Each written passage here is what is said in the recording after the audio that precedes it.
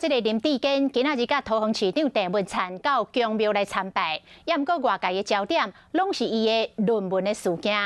讲林志坚昨个专工到总统的官邸，甲蔡总统来讨论对策。有关外界一直咧风声，讲民进党内有咧拍算要甲林志坚甲换掉。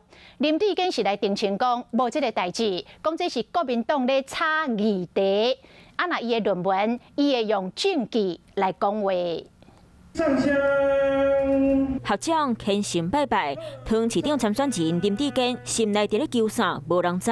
不过即马论文歹芳的风波，一定希望有人会当解开破。28号才上报找蔡英文开讲，会知影桃园市长郑文灿佮陪伊来到龙潭宫拜拜，人看起来真忝。佮听伊讲，民进党内有暗算要甲伊换掉，林志坚无信心。总统认为，在论文的这个事情上，我们就应该用证据持续来向社会大众来做一个说明。这个人选的调整，这个是国民党制造的一个假的议题哦。过去蔡英文和林志坚定定共台，看出真看重林志坚，这位论文争议嘛规党的来救志坚。当这做会谈，包括郑文灿、总调郭建明来做讨论桃园选情。党内即马无按什么给换掉，林志坚嘛佫一摆讲，家己是好心提供资料。那对我来说，实在。